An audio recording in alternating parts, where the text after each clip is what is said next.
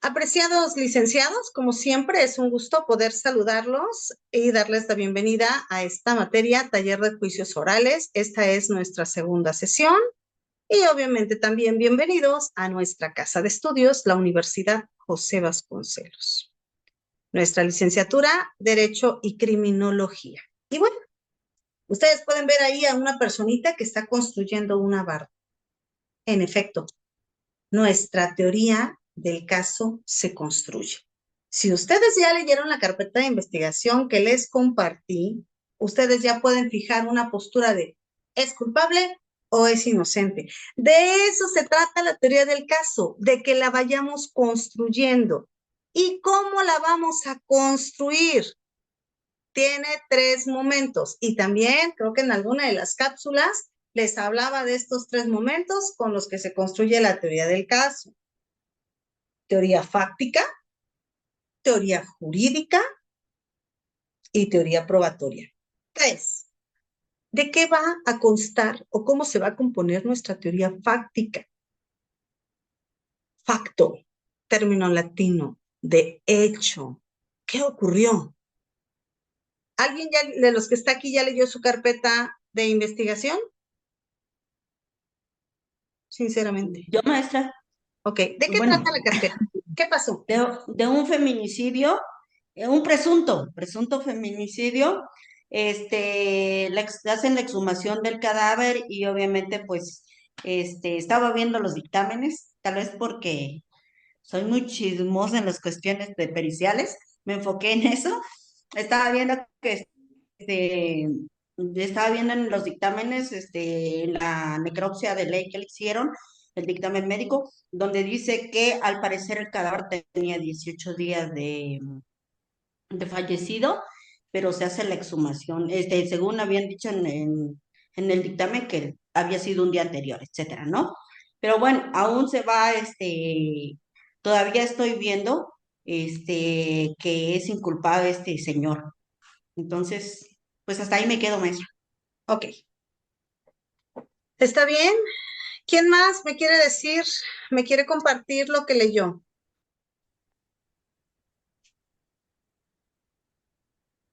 Diría Bob Esponja, no los escucho.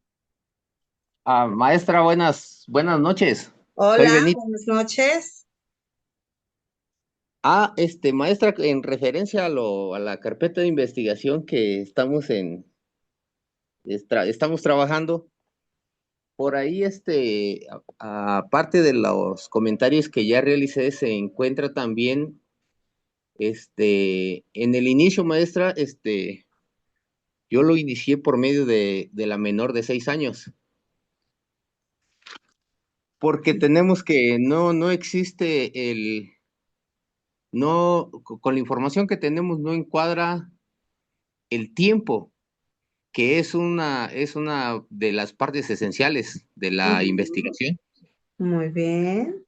Y el lugar lo identifica, pero lo identifica posterior. Entonces, para darle el tiempo y el lugar, yo inicié con una plática que tuvo la menor de 6 años, 11 meses, con su abuelita materna, la señora María, y su abuelito Manuel, su papá, su abuelito materno también, para iniciar a darle el desarrollo de los acontecimientos de la carpeta, porque toda la información que tenemos surge a partir de la necropsia. Ujú. Entonces, tiene que haber un desarrollo, porque aquí al señor Salvador ya se le dictó la legal detención. Por ahí en la carpeta que nos envió ya se le decretó, y se le decretó, si no mal recuerdo, por ahí creo que el 7 o el 8 o el 27 pero es una fecha pues posterior Ujú. al, al, al feminicidio que se dio. Entonces, entonces le iba a decir que incluso pues ahí hablamos nosotros, lo estoy planteando de una forma en la que se dé la detención, y pues ya ve que todo esto, lo demás, se va a llevar a cabo o se va a desahogar, pero hasta la etapa intermedia, que es el desahogo de pruebas. Ahí es donde realmente Juicio se va a arrojar oral. todo el contenido de la investigación. Ahí es donde se va a dar la necropsia de ley, se va a dar todo eso. Es lo que yo he podido pues trabajar. Ahorita estaba precisamente antesito de la reunión, estuve viendo lo de los exámenes que se le practicaron a la menor. Ya ve que también ahí en la carpeta no nos dice, pero aquí lo estuve investigando, las, los exámenes que se le practican a la menor por parte de fiscalía. Ujú. Entonces, pues todo eso está muy interesante, pero ya ve que como todavía no tenemos los conocimientos completos, nosotros pues lo Ujú. tenemos que investigar poco a poco. Claro, por eso justo también, gracias por su participación, por eso justo les dejé el tema de los videos. Para los que todavía no tienen claro lo que es su teoría del caso, la pueden construir de esta forma. Es como cuando te cuentan el chisme. ¿Qué pasó? Llegó la ambulancia y llegó la patrulla. Sí, pero ¿qué pasó? Ah, es que fíjate que el esposo, muy agresivo, agarró un rifle que tenía y le dio un balazo a la esposa. Lo vio la hermana, hay una entrevista en la carpeta de investigación, hay una entrevista de la hermana. Lo vio la hermana vive como a 10 metros de distancia, escuchó la detonación y salió corriendo. Y en eso vio que su cuñado iba corriendo con un rifle en las manos. Rápidamente entró a la casa y se percata que está su sobrinita ahí en una esquina llorando. La abraza y en eso ve el cuerpo de su hermana en un charco de sangre. Esta es la teoría fáctica. El día tal ocurrió tal cosa, toda vez que la cuñada escuchó, vio salir, persiguió, le pidió apoyo a las personas que estaban por ahí, lo persiguieron, nunca lo perdieron de vista, lo logran detener, le hablan, parece entonces ya se habían comunicado por radio, le hablan a la policía de ahí de esta comunidad, lo detienen y obviamente allá no hubo lectura de derechos, pero al llegar a la Fiscalía de Justicia, Fiscalía especializada en justicia indígena, ahí sí le hacen su lectura de derechos. Esa es la teoría fáctica. Es como que tengan ustedes un rompecabezas y ok, me hacen falta piezas. Bueno, adecúenlo, adáptenlo. De eso se trata, de que echemos a volar nuestra imaginación. Esa es nuestra teoría fáctica, los hechos. La teoría jurídica. ¿Qué delito le imputamos? Sí, feminicidio. Pero también nos damos cuenta que dentro de la carpeta, ellos van y hacen la inhumación y entierran el cuerpo de la señora. Oiga, ¿y por qué no se hicieron las periciales que eran necesarias? Ejemplo, la necropsia. Analizar qué es lo que tenía en el cuerpo la señora. Bueno, nos encontramos con un feto de casi 4 meses en su vientre y nos encontramos que en la cabeza tenía una fracción de metal. ¿Por qué no se hizo antes? Recordemos que en las comunidades los usos y costumbres de pronto llegan a ser pues un poquito, ¿cómo llamarlo? Conservadores en el tema de ya no toques el cuerpo, ya que mejor se entierre. Y como hacían falta pruebas, por eso es que viene la exhumación. Vamos a sacar el cuerpo para entonces poder determinar cuál fue la causa de muerte. Y así es como entonces logramos ver que hubo también una suspensión del embarazo. ¿Por qué? Porque derivado de la muerte de la mamá, pues obviamente también el feto fallece, se queda sin vida. Esa es la teoría jurídica. ¿Cuál es el delito que le estamos imputando?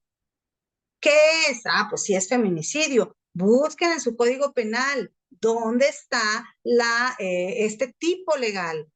¿Cuál es la sanción? Y la teoría Maestra, sí, dígame. pero también sería como delito la muerte del feto, ¿no? Claro, por eso estamos hablando de feminicidio y suspensión del embarazo. Aunque en un concurso de delitos, el delito más grande siempre va a absorber al otro, ¿no? Por consecuencia. Pero no está de más que nosotros lo hagamos notar, que también privó de la vida a un ser inocente, a un bebé que apenas estaba gestando en el vientre de su madre. Ahí es donde tenemos que abordar nuestra teoría jurídica. Y nuestra teoría probatoria, como decía la licenciada Virginia, Patricia. Pues yo me fui más a los dictámenes. Esa es su teoría probatoria.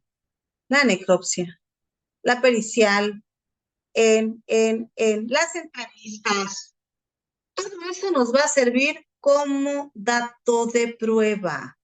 Luego será dato de prueba en la etapa inicial, medio de prueba en la etapa intermedia y prueba como tal en juicio oral, que es lo que vamos a ver el día de hoy, lo que conforma los momentos del juicio oral, solamente que quise como que traerles un poquito de memoria esto, a la memoria, para que ustedes puedan también refrescarse. ¿Nos queda claro entonces cómo vamos a construir nuestra teoría del caso? Sí, maestra. Sí, maestra. Ok. La teoría del Maestra, caso, una mande. pregunta nada más antes de. Sí. Ya ve que pues en la etapa inicial está la legal detención, luego Ujú, está la formulación de imputación. ujú. Entonces, pero ya también él tiene medida cautelar. Ah, O bueno, sea, lo que pasa es que la ya medida pasó cautelar es posterior, después de la vinculación pero ya, por eso, pero ya pasó todas las etapas de la inicial. etapa inicial, ya las pasó. Entonces es lo que yo le decía de las pruebas que ya está en otra fase, está en la etapa intermedia. Aquí lo que estaba bueno, de la información que yo le decía que nos faltaba, era cómo se dio el inicio del proceso. Era lo que tenía yo pues, que se acuerda que hasta le pregunté un día en la noche que no encontraba cómo adaptarlo. Ujú, Entonces, aquí nosotros vamos a hacer la imputación, pero hay que recordar que ya tiene incluso medida cautelar, porque ahí en la ujú. notificación que se le hace donde se solicita la audiencia para la necropsia de ley, se le informa a él y él ya está en el cerezo número 5. Exactamente. Actualmente el CERS. Sí, maestra, sería mi comentario. Ok, gracias. Sí, de hecho, por eso les decía, si yo les mando una carpeta súper extensa, como la de este caso, híjole, les dará esta flojera leerla. Por eso quise ahorita mandarles como que lo más relevante para que ustedes puedan ir construyendo y lo que falte. En efecto, ahí no dice a qué horas lo detuvieron, pero qué día ocurrieron los hechos y de ahí es donde tenemos que irlo ajustando. Lo que yo les acabo de contar de que la hermana escuchó una detonación y dice, a ver, eso no es cohete, no, porque los cohetes no suenan así. Salgo y en cuanto veo, me percato voy a hablar como que si fuera la cuñada, ¿no? Pues me percato que mi cuñado sale corriendo, inmediatamente voy, busco, lo primero que veo es el cuerpo de mi hermana tirada en un charco de sangre, agarro al bebé y voy corriendo, como todo está descampado, yo alcanzo a ver dónde está, empiezo a pedir auxilio y la gente entonces me auxilia. Eso tampoco se los mandé en la carpeta, pero sí se los comenté en la clase anterior que sería muy bueno que ustedes fueran fijando su postura. Ok, y de ahí ustedes pueden ir como fiscalía o bien pueden manejarse como defensa. ¿Y la defensa qué va a hacer? A ver, yo qué veo mal en esto, no tengo una hora, no hay lectura de derechos, no obra esto, no obra lo otro. Y eso nos va a servir para construir nuestra teoría del caso y decir, es inocente. Y la fiscalía dirá, es culpable, ¿no? Estas son las dos posturas que tenemos, culpable o inocente. Y eso lo tenemos que ir sosteniendo desde nuestro facto jurídica y probatorio. ¿Puedo avanzar?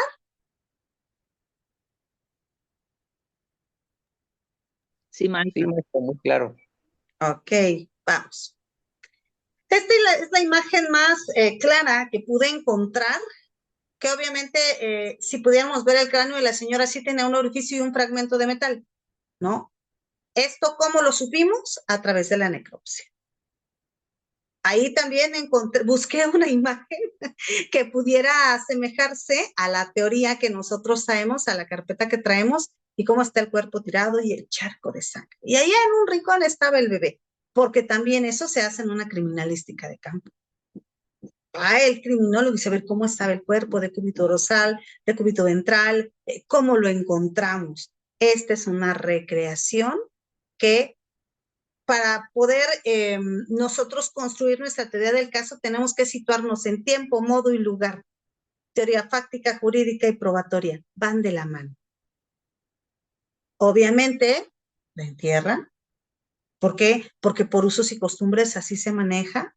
Pero posterior a ello, y esto nosotros nos percatamos leyendo la carpeta, leyendo las periciales, viene una exhumación.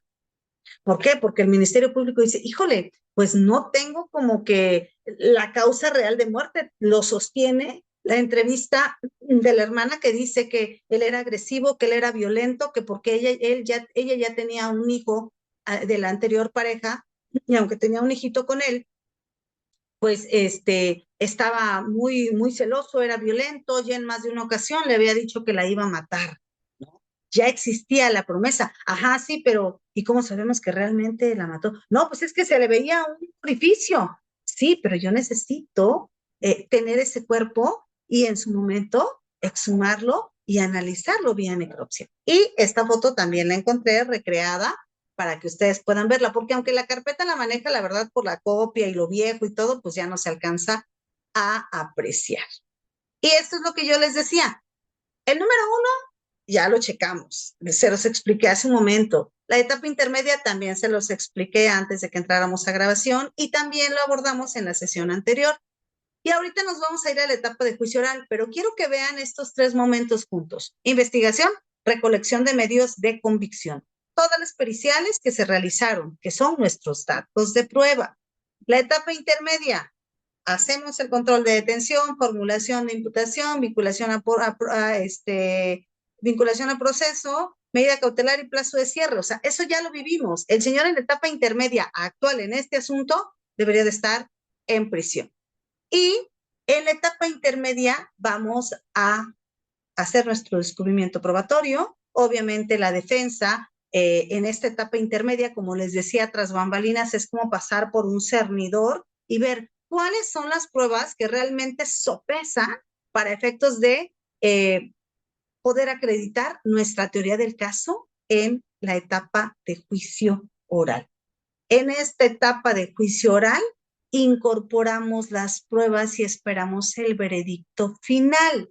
¿Por qué incorporamos? Porque ahora este proceso tan maravilloso nos permite hacer hablar las pruebas. Un día escuché esto de un maestro en un curso en el que estaba y dice, tenemos que hacer hablar las pruebas en el proceso, ya en el juicio como tal. Yo le decía, pero bueno, ya está el peritaje, ya está el dictamen, ya está la entrevista. Sí, pero ¿sabes que no basta con eso?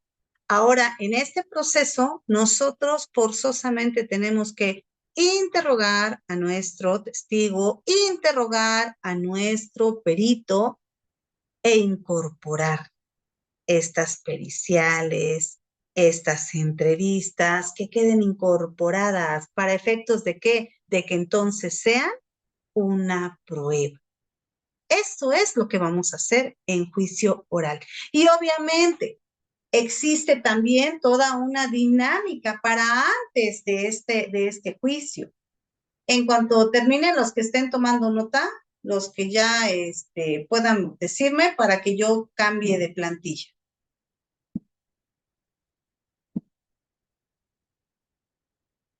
¿Listo? Sí, maestra. Ok. Esto es lo que vemos ahora. Ustedes están enfrente, ¿verdad? Aquí tenemos al juez. Les decía también en la sesión anterior que nada más tenemos un juez, no tenemos tres. Creo que de los estados que iniciaron fue entre ellos Chihuahua, con el caso de, no recuerdo el nombre de esta chica, a la que mata y quema su concubino. La mamá empieza a buscar a su hija, da con el agresor, da con el imputado, que es justamente la expareja de ella. Ese asunto en Chihuahua, híjole, se me fue el nombre del caso. Marisela es la suegra, pero no recuerdo el nombre de la hija.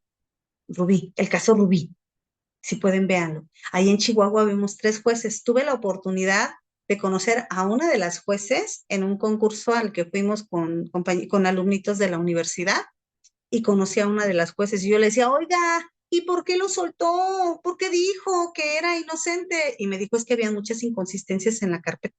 Y sé que todo el mundo se nos vino encima, pero realmente habían muchas inconsistencias en la carpeta. Ya después en un desayuno platicamos y empecé a preguntarle muchas cosas y dije, no, pues sí, con razón la sentencia fue absolutoria, ¿no?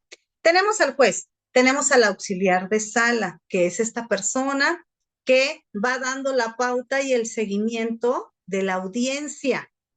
Tenemos al Ministerio Público, tenemos al defensor, fíjense, tenemos al asesor de la víctima, tenemos al imputado y también tenemos al testigo.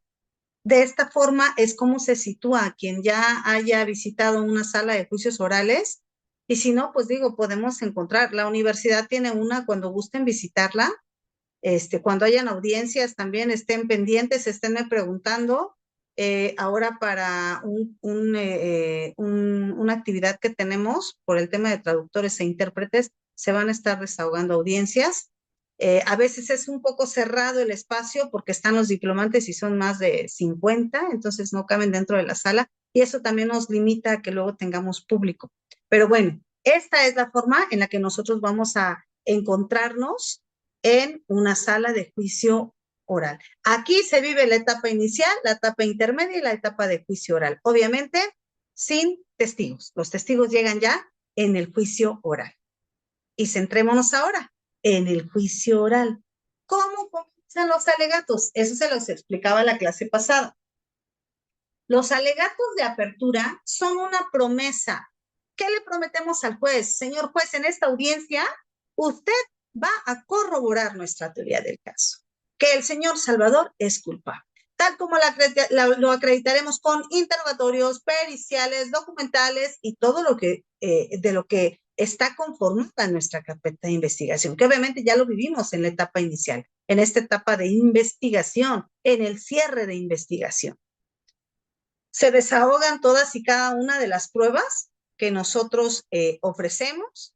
Como les decía hace un momento, hacemos hablar las pruebas. ¿A través de quién? A través del testigo, a través del perito. Ellos son los que vienen y son sometidos a interrogatorio, contrainterrogatorio y hasta reinterrogatorio. El testigo que presenta la fiscalía va a ser interrogado por él, pero va a ser contrainterrogado por la defensa y puede ser reinterrogado por la misma fiscalía. Y recuerden, tenemos también que ir incorporando estas pruebas. Si el alegato de apertura es una promesa, en el alegato de clausura le vamos a decir al señor juez, le hemos acreditado esta mañana que en efecto el señor Salvador fulanito de tal cometió el delito que le imputamos, porque lo acreditamos con el testigo tal que refirió tal cosa, porque la pericial refirió tal cosa. O sea, aquí ya le acreditamos. Ese es el alegato de clausura. Y obviamente en el alegato de clausura nosotros vamos a solicitar una sentencia.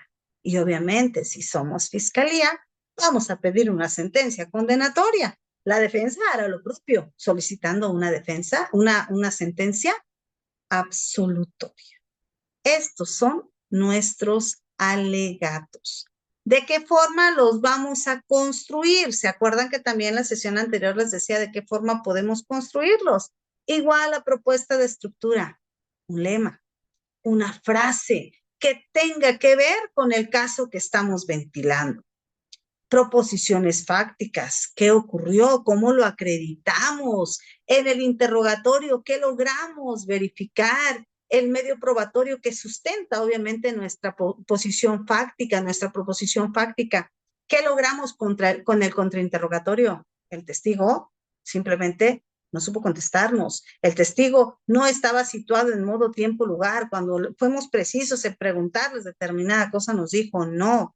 Miren, en una audiencia diversa me tocó desahogar una prueba anticipada antes del juicio oral. ¿Por qué? Porque los testigos se iban a ir.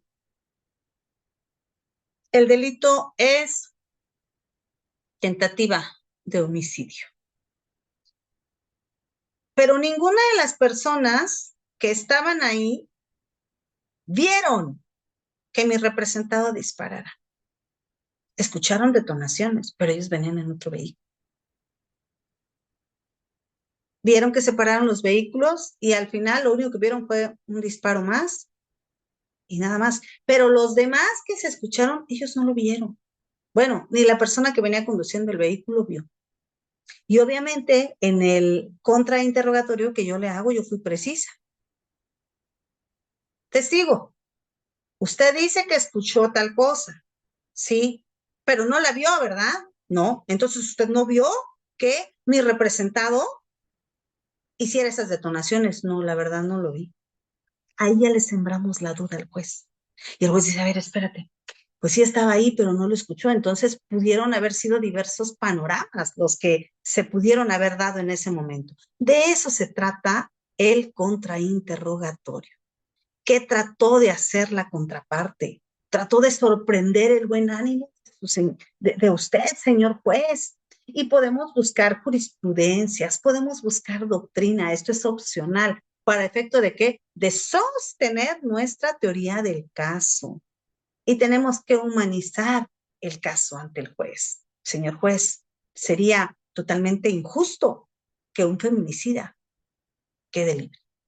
Ah, dices, a ver, espérate. Entonces, sí lo cometió o no lo cometió. Y el juez en su momento también tenemos que buscar sensibilizarlos, humanizarlos.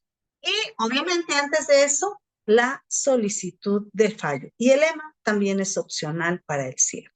No nos quedemos nada más con el es cuanto, su señoría. Busquemos una frase que humanice este alegato que nosotros acabamos de presentarle al juez. No sé si han visto una película que se llama El abogado del diablo. El abogado está defendiendo a alguien al quien le están imputando, creo que había sido abuso sexual, un tema así. Y me encanta cómo comienza el abogado, porque dice, todos dicen que él es mala persona, y no lo dudo. Y a lo mejor no les puede caer bien. Pues a mí tampoco me cae muy bien, ¿verdad? Pero tengo que representarlo. Sin embargo, en esta audiencia voy a demostrar que él no cometió el delito que le imputa. Podrá verse muy malo, podrá verse muy que sí lo cometió, pero no.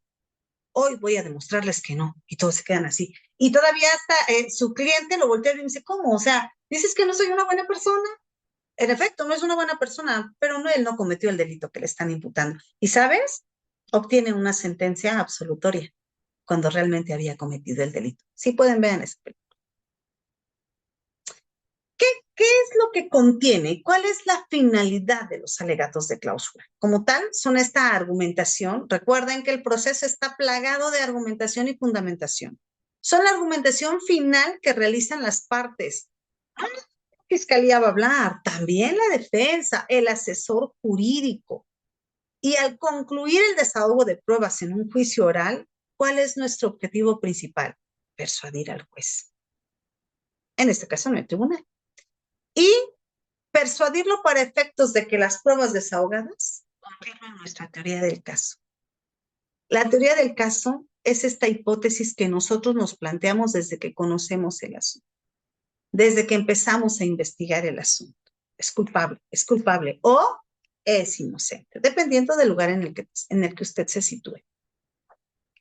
Hablábamos hace un momento del tema o lema. Tiene que ser una frase corta, memorable, persuasiva, y que resuma la postura del caso. Homicidio sí, pero en legítima defensa. Y eso lo vimos apenas hace unos meses, ¿no? Cuando una mujer mató al esposo y señalaban sí, pero fue legítima defensa. Homicidio sí, pero legítima defensa. ¿Se dan cuenta? Hasta la forma en la que nosotros lo digamos tiene que convencer al juez. O aquí no hay pruebas más allá de toda duda razonable. Y obviamente Perdón, ¿quién ¿Cómo fue el comentó algo? caso? Yo, Tere, Ah, fue como en el caso de la mujer que asesinó a su esposo de Tenejapa, ¿no? Ya ve que le dieron legítima o sea, defensa. legítima defensa. Eso fue un caso muy contundente y dentro de una cultura saltar.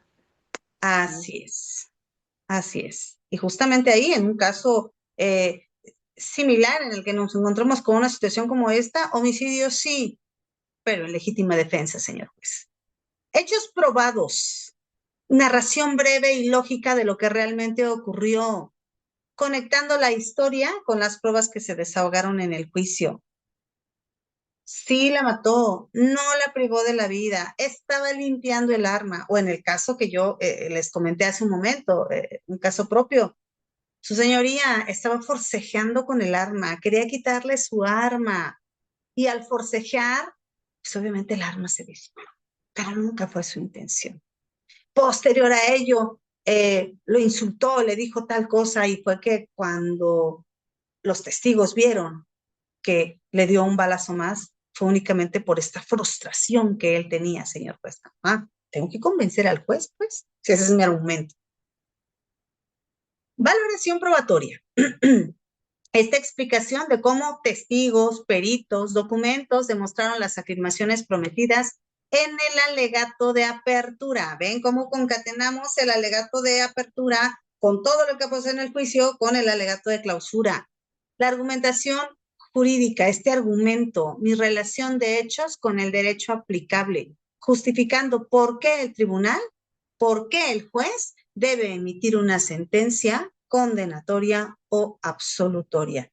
Y la petición concreta, o sea, no nos perdamos de lo que queremos. Queremos que salga libre su cliente. Ok, exacta. ¿Qué le pido al juzgador? Una sentencia condenatoria con la pena mínima o una sentencia absolutoria por falta de pruebas. Ese podría ser el argumento de la defensa. Obviamente, concatenando todo lo anterior. Y es así entonces como llegamos a la sentencia. Cuando vemos al juez levantar el martillo y azotar. En tema de sentencia, si nosotros estudiamos la raíz etimológica de la palabra sentencia, viene del término latino sententia, que significa sentimiento, sentir. El juez en ese fallo pone también parte de su sentir. Esta sentencia es la resolución judicial definitiva por un juez o tribunal que pone fin a un proceso criminal y determina si una persona es penalmente responsable por un delito, estableciendo una pena, es decir, la condena, o declarando su inocencia en absolución. ¿Cómo saber qué pena le va a imponer? Susúrrele al oído al juez. Usted ya sabe que cometió feminicidio y que aunado a ello la señora estaba en estado de gravidez. Susúrrele, ¿cuál es la mínima? ¿Cuál es la máxima? Pues obviamente siempre vamos a pedir la máxima, ¿no? Aunque el juez será el que determinará a cuántos años lo condena. ¿Preguntas o dudas con estos últimos comentarios?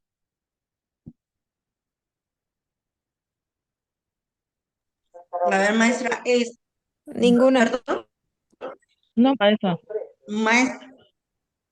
maestra, estoy entendiendo que la actividad que vamos a entregar es es una formulación de imputación, ¿verdad? Ahí les puse Ok, los videos. entonces sí. Entonces esto es parte de la etapa inicial, Yes. basados en la CI que nos envió, ¿verdad?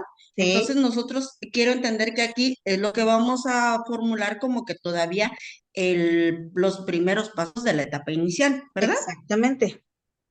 Exactamente. Ah, ok. De hecho, Sí, tienen maestra, hasta un esa era mi video de duda. muestra. Gracias. ¿Perdón? Sí. Sí, maestra, gracias. Ajá. Tienen un video de muestra. En los videos de apoyo que yo les puse en el programa, vean el video. Y de lo que ustedes ya leyeron de la carpeta, vayan requisitando la narrativa, vayan requisitando sus argumentos. ¿Ok? ¿Alguien más?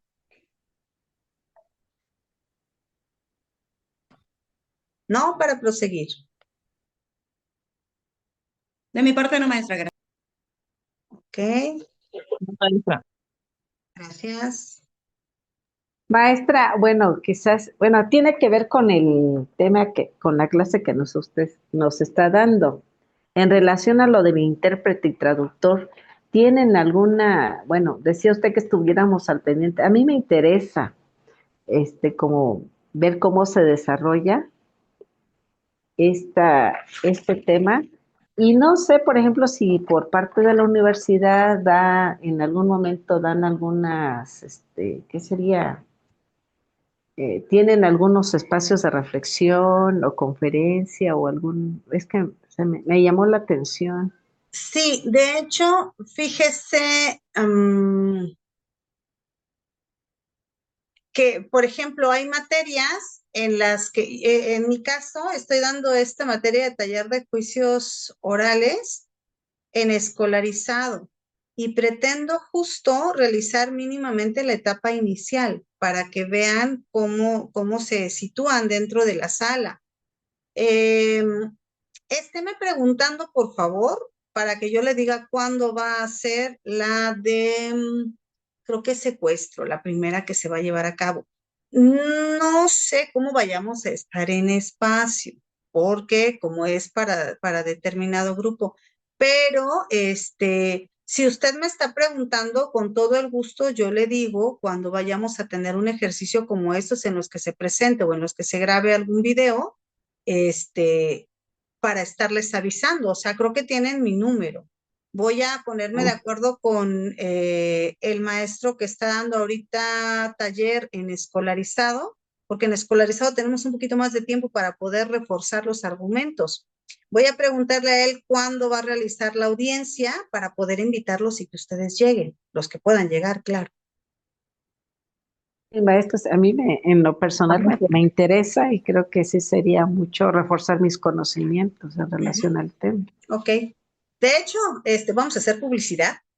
La maestría de juicios orales que nosotros impartimos es 100% práctica y ahí sí ustedes formulan todos estos ejercicios, los hacen de manera cotidiana en las clases. Pero claro que sí, guarde mi número y estéme preguntando, por favor. Yo le voy a investigar en qué fecha el maestro va a desahogar la audiencia para decirle que va a tener público externo.